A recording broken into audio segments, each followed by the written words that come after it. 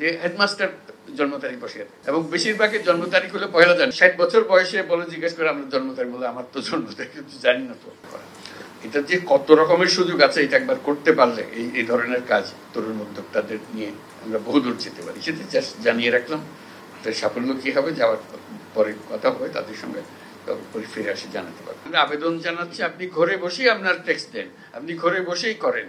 আমি যদি ঘরে বসেই করি আমার তো দিয়ে দিছো লাইসেন্স, আমি সব করতে পারতেছি।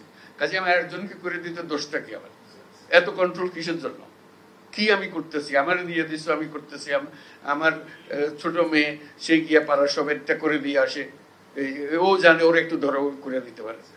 সেটা যদি হয় তাহলে ভয়টা অত ভয় আর নাই যে আমি তো নাগরিকের কাছে দিয়ে দিয়েছি, বলছি আপনি ঘরে বসে এটা করেন। এই তোমার যত ভূমি মন্ত্রণালয় যত কিছু আছে সব পেছনে হলো যে আপনি ঘরে বসে করবেন, আমি অনলাইন করে দিয়েছি, আপনি সব এখানে পাবেন। আমরা শুধু এটাকে সিস্টেমেটিক করছি, অনেকে ভয় করতেছে না বা এখনো সে ভয় থেকে সে বেরিয়ে আসতে পারতেছে না। বের করে আনার জন্য এটা কয়েকদিন পরে দেখবো যে এটাও রিলেভেন্ট হয়ে গেছে। সে বলছে ওকে নিয়ে লাভ কি, বসে থাকতে হয়, আসো ঘরে বসে করে পাবেন। মানুষের এনআইডি নিয়ে জিল্লতি, এটা মানে বিশ্বাসযোগ্য না, এত রকমের জিল্লতি হয়।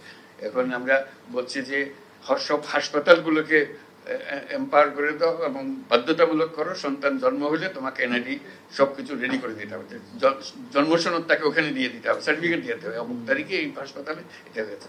দায়ী যারা আছে তাদেরকে বলতে হবে যে তোমাকে এই কাজটা করে দিতে হবে, এটা তোমার বাধ্যতামূলক। তা না হলে ওই 60 বছর বয়সে বলে জিজ্ঞেস করে আমরা জন্ম তারিখ বলে আমার তো জন্ম তারিখ জানি না তো। দাও একটা বসে দাও, কত বয়স কত 60 70 কিছু একটা হবে। মানুষ নিজের নাম জানে না, এদের নিয়ে আমাদের কাজ করতে, নিজের নাম জানে না। আমাদের অভিজ্ঞতা, আমাদের কাজের মধ্যে অভিজ্ঞতা হলো যে আপনার নাম বলেন, না আমিনার মা, আমিনার মা, তাকে কোনোদিন বলা হয়নি তার নাম কি। অমুকের মেয়ে হয়ে সে জন্মগ্রহণ করেছে, অমুকের ছেলে হয়ে সে জন্মগ্রহণ, অমুকের ছেলে ওকে অমুকের নাতি, তারপরে হলো অমুকের মা, তারপরে হলো অমুকের শাশুড়ি ইত্যাদি ইত্যাদি, এইগুলো। কাজে নাম তার নাই।